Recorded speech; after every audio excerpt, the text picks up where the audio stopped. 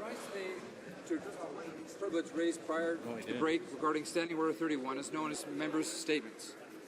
Other members have already addressed a number of important points, which I will not dwell on in detail in my comments, including, 1, that without the right of all members to speak freely, this institution simply cannot function properly. 2, that the period of statements was originally intended to give members equal opportunities to raise issues. 3, that other opportunities for debate in this House, such as debate on a bill, reflect the principle that all members have the right to speak, even if their name does not appear on a list submitted by a party.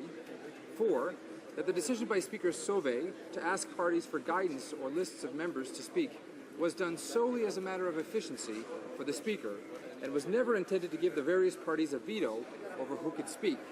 5, that conventions are not the same as rules and can be revised when needed to reflect current realities.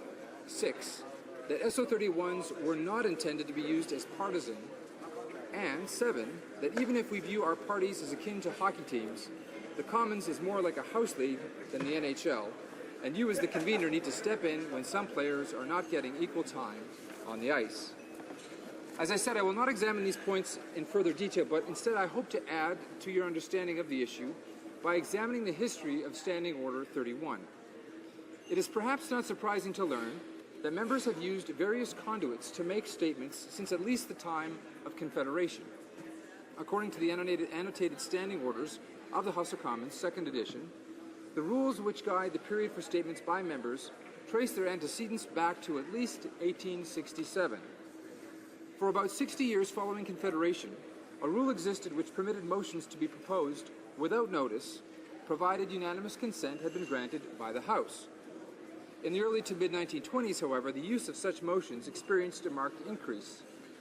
In 1927, the House agreed to a recommendation that the standing orders be amended so that unanimous consent would only be sought in cases of, and I quote, urgent and pressing necessity previously explained by the mover, end quote. The rule as amended was thereafter infrequently employed for decades until around 1968, when MPs increasingly began to rise daily, choosing to do so in the time before a question period, to move motions that often demonstrated no urgent or pressing necessity. In 1975, the House amended its standing orders to stipulate that such motions could only be moved by non-ministers during a restricted time period to be held before oral questions. It is noted by O'Brien and Bosk that the moving of these motions prior to oral questions became, throughout the remainder of the 1970s and into the early 1980s, a common, although misused and often time-consuming feature of the proceedings of the House. In 1982, the House accepted the Special Committee on Standing Orders and Procedures recommendation that it abolish this rule, which was called Standing Order 43, and institute a new, renumbered Standing Order 31, that would have as its purpose to allow MPs to make statements on current issues on a daily basis during the first 15 minutes of a sitting.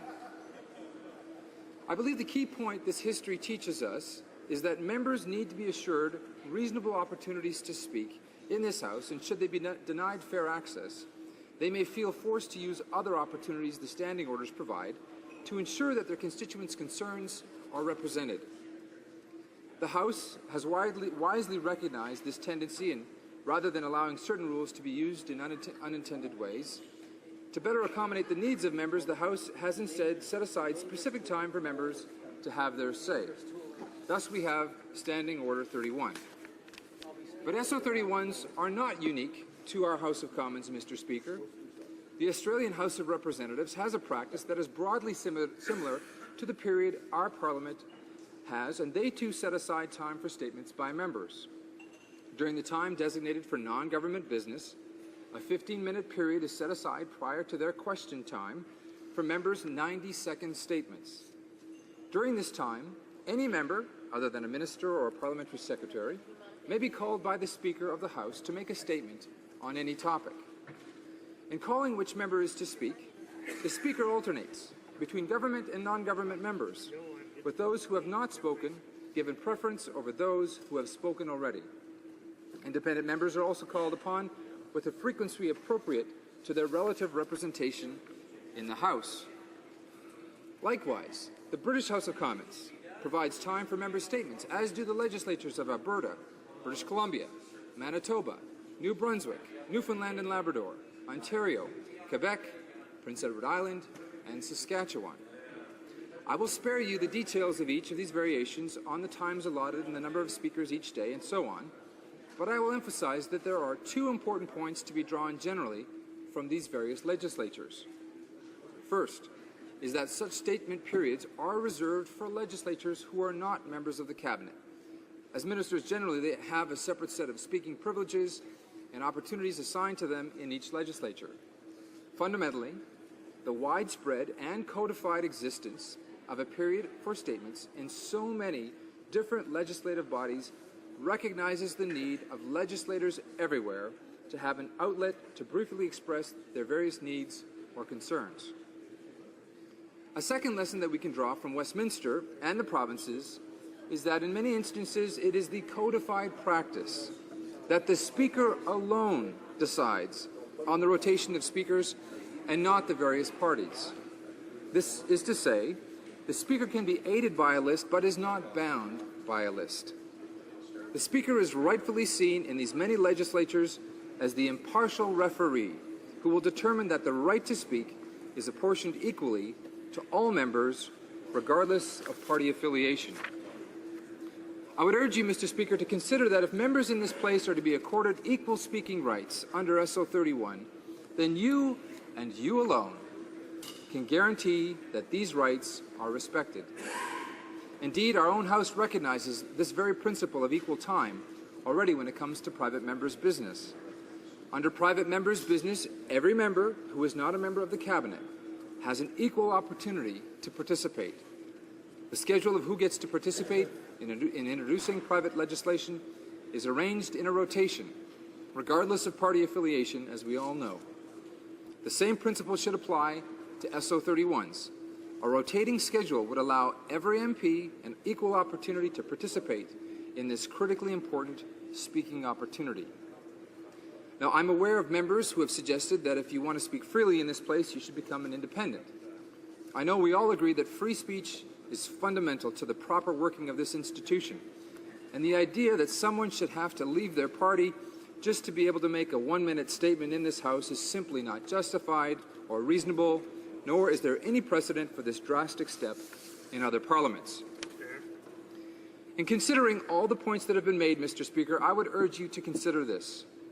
There will always exist in our parliamentary system a tension between the demands of party and the direction of an individual member might want to take in representing his or her constituents. It is clear to me that under our system of government, sometimes the demands of the party are going to need to take precedence if a government is to govern effectively, such as when it comes to support for a budget or other key government legislation.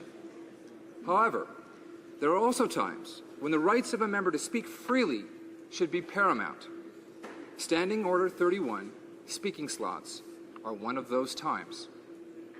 After all, these statements are merely words, no matter how contentious some of the subjects raised might be. There is no vote or any other action that can be taken during a one-minute statement that is going to topple a government or cause an election. There is nothing to fear on the part of any party from ensuring members' rights to speak freely in the House are guaranteed. So, Mr. Speaker, in conclusion, I would ask that you certify that the true spirit and intent of SO 31s is upheld by accepting the arguments in favor of the member for Langley's point of privilege and ensuring that members' statements be assigned equally on a rotating basis to all qualifying members of this House. Thank you, Mr. Speaker.